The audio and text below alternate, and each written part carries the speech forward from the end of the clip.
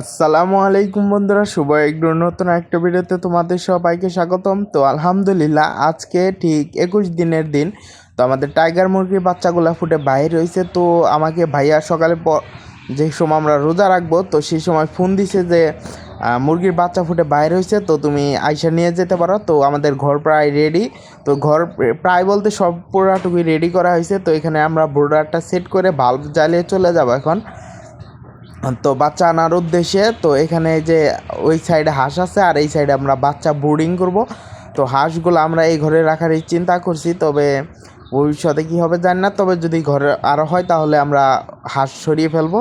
তো আলহামদুলিল্লাহ, এই যে আমাদের টাইগার মুরগির বাচ্চাগুলা। তো এখানে আমরা যে টাইগার মুরগির ডিম দিছিলাম 60 পিস, তো সেখান থেকে বাচ্চা পাইছি আমরা 47 পিসের মতো। আর যে দেশি মুরগির ডিম দিছিলাম ওইগুলো একদম খারাপ রেজাল্ট হয়েছে। তো দেশি মুরগির ডিমে থেকে আমরা মাত্র 13 পিস বাচ্চা পাইছি। ডিম দিছিলাম আমরা 37 পিস। তো এরকম হওয়ার কারণ হচ্ছে আমাদের বেশিরভাগ ডিমগুলো 1 মাস প্লাস বাড়তে ছিল। তো এই জন্য মূলত আর কি বাচ্চাগুলো নষ্ট হয়ে গেছে। আমি বুঝতে পারি না যে এত রকম খারাপ একটা রেজাল্ট পাবো। আমি ভাবছিলাম 20 পিস প্লাস দেশি মুরগির বাচ্চা পাবো, তা কিন্তু হয় নাই। তো বাচ্চাগুলো এখন আমরা প্যাকেট করে নিয়ে আসবো। তো এরকম খারাপ রেজাল্ট হওয়ার কারণে আমি বুঝতে পারলাম না। তো এই যে এখানে আমাদের বোর্ডারটা আর কি সেট করা শেষ। তো আমরা বাচ্চা নিয়ে চলে আসছি। তো এখানে বাচ্চা আমরা একটা একটা ছাড়তেছিলাম। তো এখানে আমরা সর্বমোট বাচ্চা পাইছি 61 পিস। আমরা ডিম দিয়ে দিয়েছিলাম 97 পিস। তো এই যে এই সাইডে এইগুলা দেশি মুরগির বাচ্চা ছাড়লাম।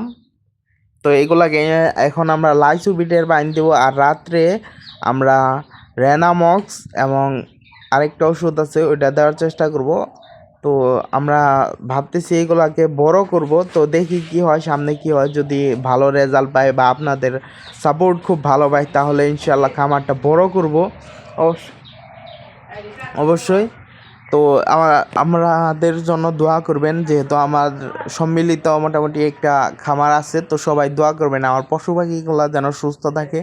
তো দেখতে দেখতে গরম চলে আসছে। তো এই সিজনে কিন্তু অনেকের হাঁস মুরগি মারা যাইতেছে। তো আল্লাহর রহমতে আমারগুলো সুস্থ আছে, সবাই দোয়া করবেন। তো আমাদের ইউটিউব চ্যানেলটাও কিন্তু মোটামুটি ভালোই গ্রো করতেছে। তো সবার কাছে দোয়া চাইতেছি এই বাচ্চাগুলো যেন ঠিকমতো আমরা লালন পালন করতে পারি।